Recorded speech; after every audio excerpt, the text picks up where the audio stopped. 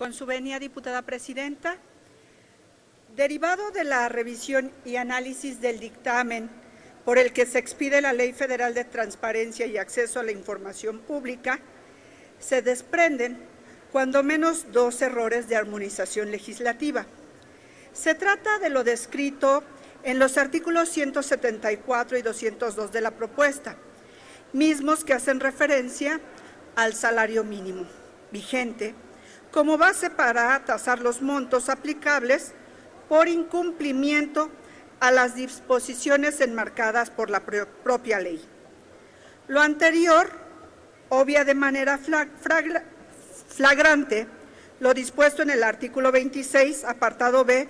penúltimo párrafo de la Constitución Política de los Estados Unidos Mexicanos, así como el segundo transitorio del decreto por el que se reforman y adicionan diversas disposiciones de la Constitución, mismas que hablan de la desindexación del salario mínimo para el cobro de tarifas. Observando la reforma en comento, la referencia económica que debe ser tomada como base para el pago de las obligaciones y supuestos previstos en las leyes federales es la denominada Unidad de Medida y Actualización, UMA, dada a conocer por el Instituto Nacional de Estadística y Geografía, el INEGI, en atención a lo dispuesto por el artículo 23, fracción 20ª bis de su reglamento interior. De permanecer como hasta el momento se encuentra, el dictamen crearía una contradicción de normas que obligaría a aplicar la interpretación conforme a que hace referencia el artículo 1 de la Constitución.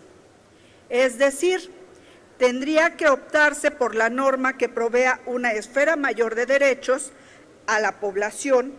por lo cual la norma que pretende crearse no sería aplicada. Es importante tener en cuenta que la reforma constitucional tiene el objeto de proveer una mejor redistribución del ingreso en el país con la intención de no atar al salario mínimo para la imposición de multas o para cualquier otro aspecto donde se le relacionaba, puesto que deriva en la creación de pobres por decreto, ya que no podría aumentarse el salario sin aumentar las tarifas. Hay que recordar que el salario mínimo aún sigue siendo insuficiente para cubrir las necesidades básicas de un trabajador y por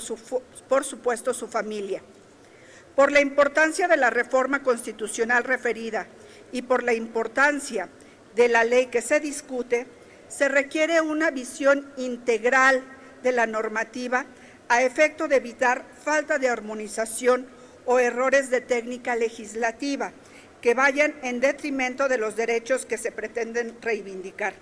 Es nuestra obligación crear normatividad reglamentaria y o federal con base en los principios elementales consagrados en la Constitución.